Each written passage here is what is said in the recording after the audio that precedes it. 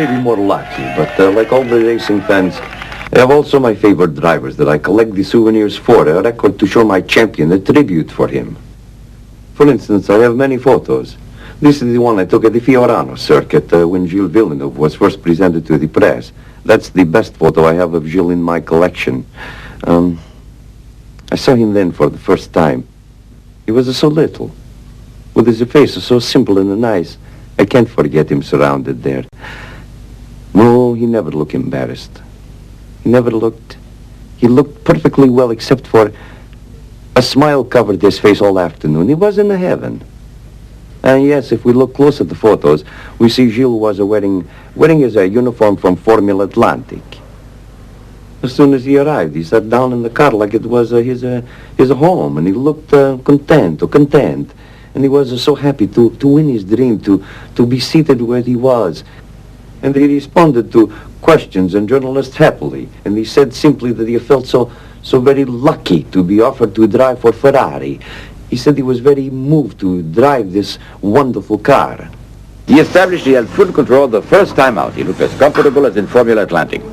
He came onto the track and there was no hesitation. He spun around, did a complete 60 possible on that track, but you have to be super talented. And of course, Gilles was exactly that.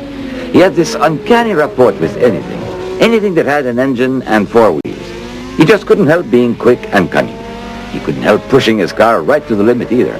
I remember the time Gilles made a pit stop and his chief mechanic, Mauro Foghetti, said, "So tell me about the car." Gilles replied, "Oh, it's not bad." And he began this long, loving commentary, and they looked and the brakes were on fire. It never got far at all, but it smelled awful.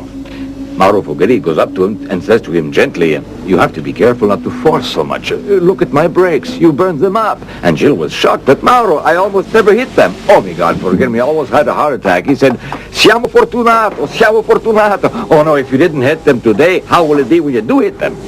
Ho fatto una scommessa con me stesso e posso dire I had taken a gamble on Gilles, and I must say, I have never regretted it. apporto di ardimento. He contributed a lot to us with his intense competitiveness. Della sua capacità distruttiva. And his talent for taking anything mechanical and utterly destroying it. Perché lui riusciva a dimostrarci. He continuously brought us face to face with our limitations, face to face with the most extreme and unforeseeable tests for the car that our engineers had ever encountered and had to resolve. And he indulged in some of the most hair-raising acrobatics I've ever seen in the process. In un momento di necessità. Quindi frizioni, cambi, transmissions, gearboxes, differentials, drive shafts, all were subjected to the utmost punishment. È stato il re dei distruttori di Gilles was the high priest of destruction, but his way of driving showed us what we had to create, how much we had to improve all those parts so they could withstand the assault of any driver. His spirit, you could not break his spirit. To look at a good example, look at the episode at Zandvoort, where the car, it almost split into two. There was so much damage. The entire right rear section was dragging on the track, but the thought of quitting never crossed Gilles' mind. In the end, he simply had to retire, of course, but it was sad. There was so much fight in that little guy. He brought such drama to the sport of racing. It was wonderful, really. There was a chief engineer at Ferrari who often had differences of opinion with Gilles as to matters of design and so on. And I still remember having seen on numerous occasions this engineer being an absolute pain in the neck about it. He'd make a few fast tests, and then he'd find that Gilles was right all along. It infuriated him.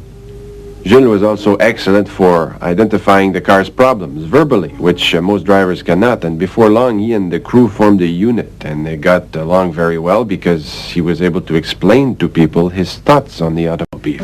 And that curiosity of his about anything mechanical, about anything to do with the car, with that car's performance, its problems, its good points. I mean, his life had but one purpose, to compete and to win. So he knew about, or taught himself about the whole picture. Oh, he picked up things so beautifully. His test results were amazing. They always were.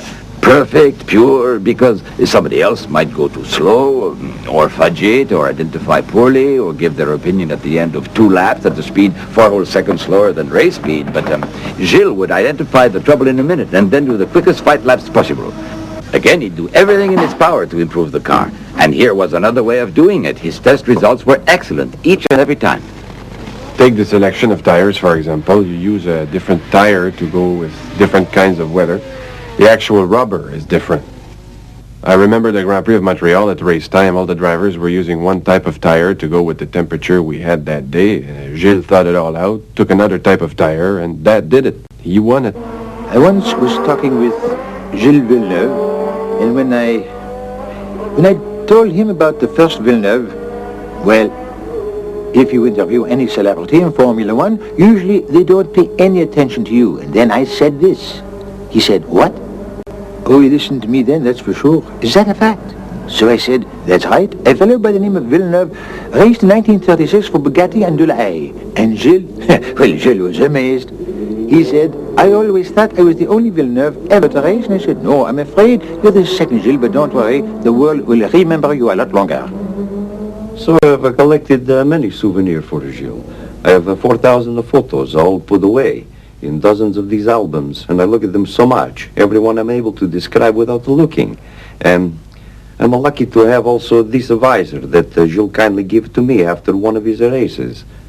As you can see, he signed it to me as well. It is now dusty, very dusty, but of course I will not clean it. I will not risk the losing of Gilles' name. Of course, to me this would be a disaster, so I will never risk it.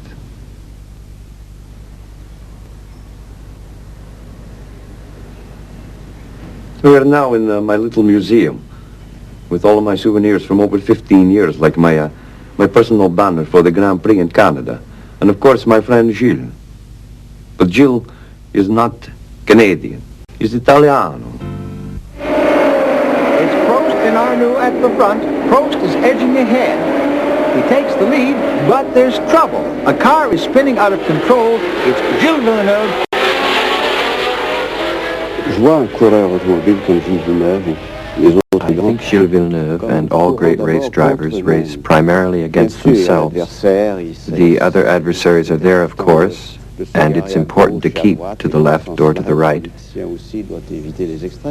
Although, like politicians, they have to avoid extremes, but it's themselves they're competing with. To race the best race possible, the best result. The others are there as witnesses to this performance, and when they finish ahead of them, they say, fine, but the satisfying thing is to have raced a fine race. I think that's the attitude of all great sportsmen. At a certain level of performance in life, one tries to please oneself more than a spectator or even a voter. If a voter approves of your performance, all the better, but you don't do it to be celebrated or for the applause of the voter. All the better if you get his vote, but it's not sufficient to justify the sacrifices, the risks in sports or in politics. And no man or woman would take part in these dangerous pastimes simply for applause. They do it because something inside them is seeking to inspire them to excel. You could say that Gilles was the ideal racer. He represented exactly what his job required. He had speed, the support of the public, and a flair for the spectacular.